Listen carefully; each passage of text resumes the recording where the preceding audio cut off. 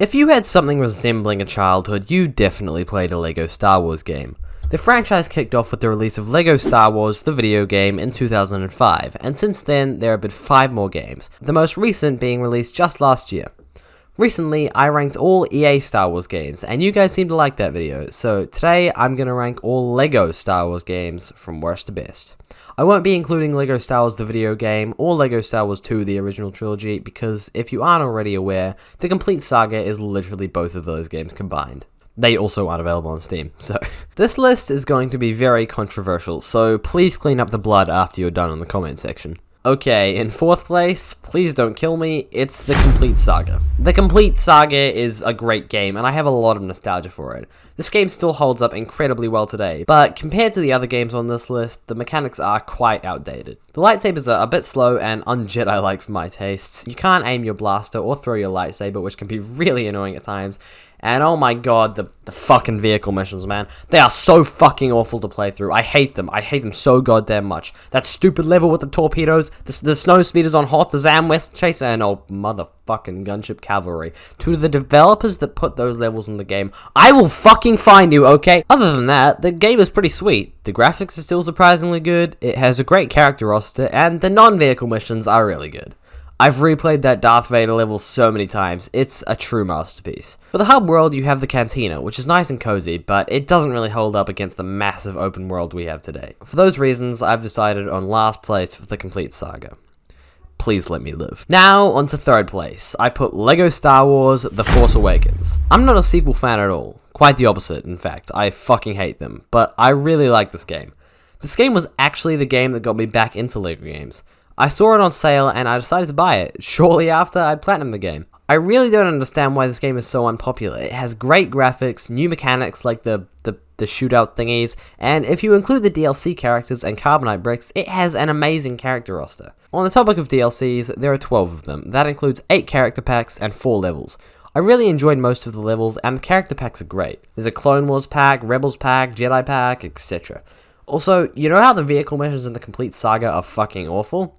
Yeah, well, they're fucking amazing in this game. The game could definitely improve on a few things. Some planets are a bit bare bones, mainly Takodana and Starkiller Base. Another problem is the loading screens. They take forever. I don't know if there's much they can do about that, though. Alright, in 2nd place, we have the Skywalker Saga. This game was released just last year after multiple delays, and at its peak it had 82,000 concurrent players on Steam alone. It was even nominated for an award at the Game Awards, and was in the top 5 best-selling games of 2022. Which is pretty impressive considering we had Elden Ring, God of War Ragnarok, and some other great games that year. This game has a total of 45 levels, 384 characters, and 23 explorable planets. It's absolutely massive. The graphics for this game are absolutely stunning and the animations are really smooth. This is especially clear in the boss battles.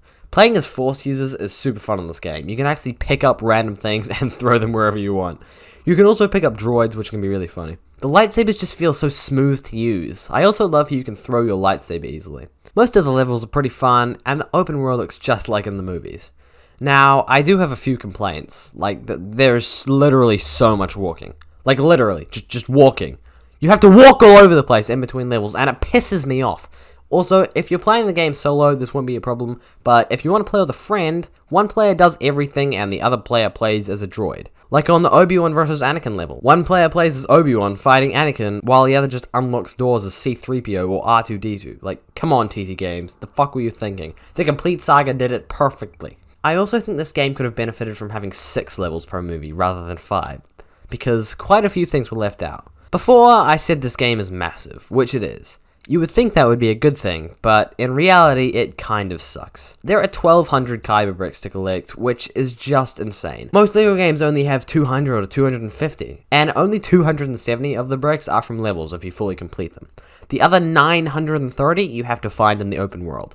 That's way too many. They should have just made it so you get a lot less from levels and they have some in the open world, so there's a total of 300 to 400 bricks, maybe 500. Because I've got 91 hours of playtime, and I haven't even gotten 600 bricks. Before I move on to the next game, I just want to point out that they added 7 capital ships into the game that you can explore.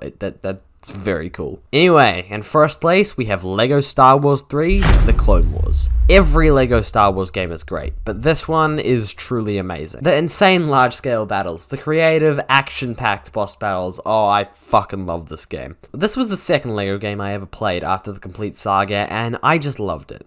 I am a huge fan of the Clone Wars TV show. I've been playing it since I was like 5, so this game was just perfect for me. I'm pretty sure this is actually the only LEGO game adapted from a TV show, and they did it really well.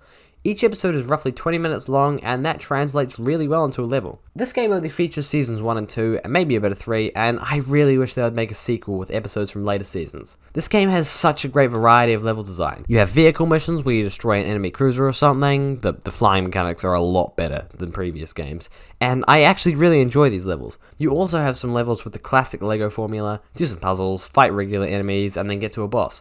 On top of that, they have epic large-scale ground battles. They are so cool. There are so many droids, clones, and vehicles all over the battlefield. They just went ham with it. You can even control other clones using a clone commander or captain. I know I talk about graphics for every game, but the graphics actually look really good for 2011.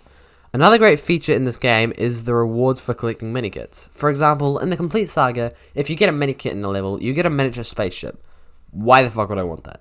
It's a useless reward, so it doesn't feel like a good accomplishment getting them. In LEGO Clone Wars, you actually get a character from the Complete Saga, and they're really cool.